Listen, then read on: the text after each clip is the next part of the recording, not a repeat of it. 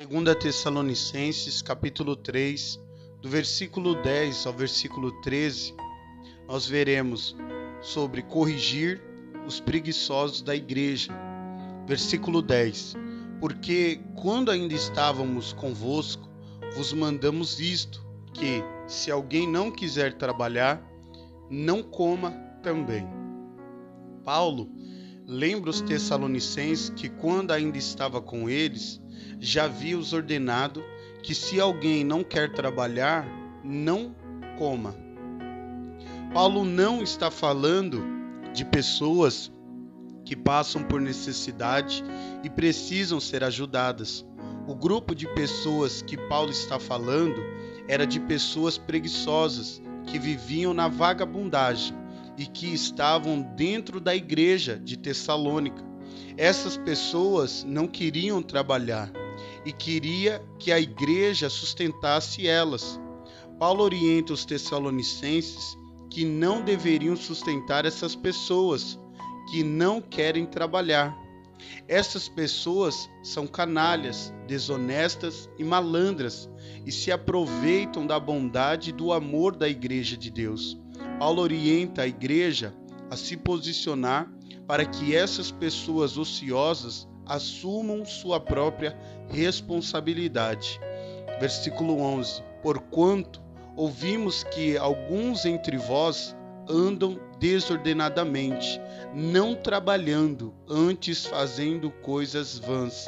Paulo ficou sabendo do estado da igreja e que algumas pessoas estavam andando ociosas ou fazendo fofocas e falando mal da vida dos outros, causando problemas, porque essas pessoas não trabalhavam e viviam dando trabalho, indo de casa em casa, gerando intriga e discórdia. Existe um ditado que quem não trabalha, dá trabalho.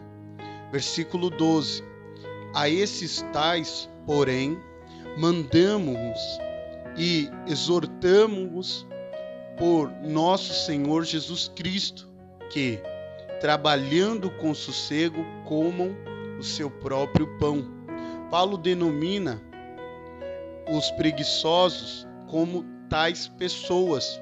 Ele diz, mandando-os e advertimos eles trabalharem e comam do seu trabalho, para viverem tranquilamente, porque pelo fato de não estarem trabalhando, estavam dando trabalho, se intrometendo na vida dos outros, fazendo fofoca e causando intriga.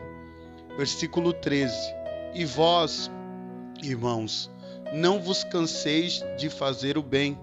Paulo diz para os tessalonicenses não desanimarem e nem esgotar de fazer o que é certo, mesmo sabendo que havia pessoas malandras, preguiçosas, fofoqueiras e que viviam na vagabundagem. Existem também aqueles que verdadeiramente estão necessitados e precisam da ajuda da igreja.